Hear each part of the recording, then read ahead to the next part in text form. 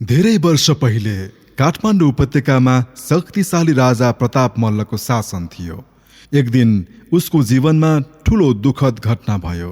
राजाको प्रिय छोराको कलिलो उमेरमा नै निधन भयो,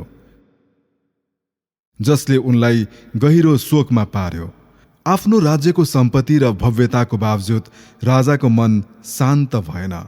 हरेक दिन उनले तान्त्रिक देवी अष्टमातृकाको पूजा गर्ने गर्दथे। एक दिन उनले छोराको स्मृतिमा भव्य देवी अष्टमातृका नृत्यको आयोजना गर्ने विचार गरे।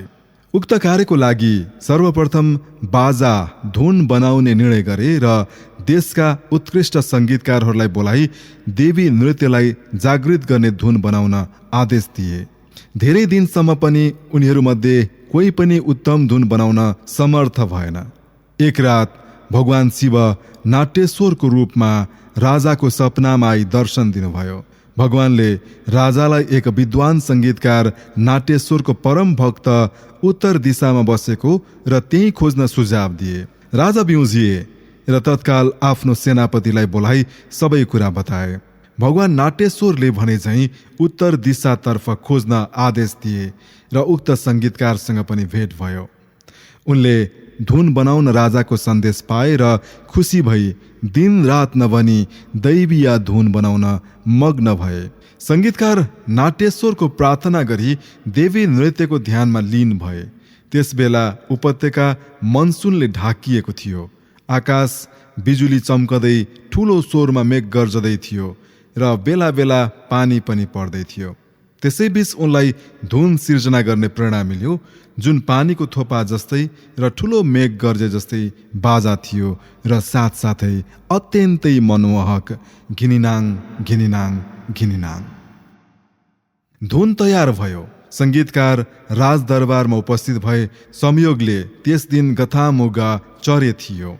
राजाको अगाडि उनले दियला नाट्यश्वर भगवानको प्रार्थना धुन बजाए। त्यस मधुर धुनले उपस्थित सबैलाई मोहित बनायो। यस्तो लाग्दथ्यो कि नाट्यश्वरको आत्मा उनीहरूबीच नाचिरहेको थियो। राजा स्वयं उपस्थित उक्त सभा दियोलाको संगीतले मन्त्र मुग्ध हुन पुगे। त्यस दिनपछि राजाले उक्त संगीतकारलाई दरबारका प्रमुख संगीतकार बनाई धन दौलतले सम्पन्न बनाए। आजसम्म त्यो भक्त संगीतकारले बनाएको धुनलाई सुन्दा सबैले दैवीय नृत्य सम्झने गर्छन्। उक्त धुनले दुःख र ईश्वरीय अनुग्रहलाई एकल धुनमा मिलाउँदै एक कालातीत श्रद्धाञ्जली बनेको छ।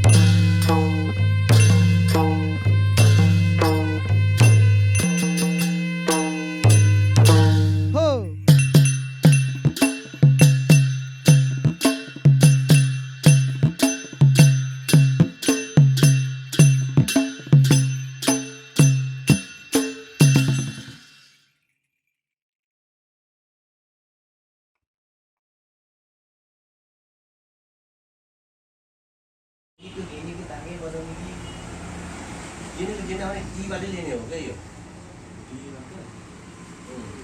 अहिले कोहीले घेनेर नाम त जेनेको जेनेर छ नि त्यो सुपोर्ट दिनेमा टीबाट बजाउने भएर जेनेको जेनेको नाम राखेको होला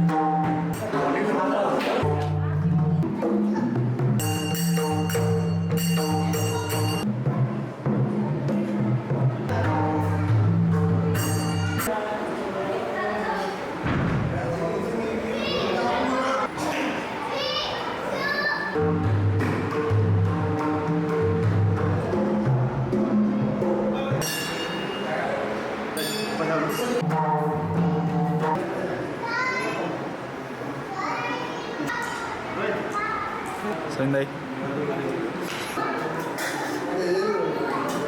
Cinematographer, director.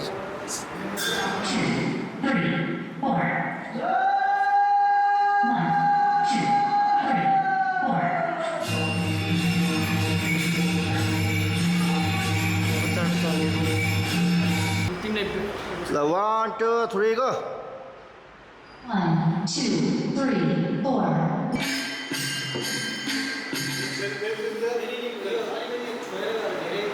One,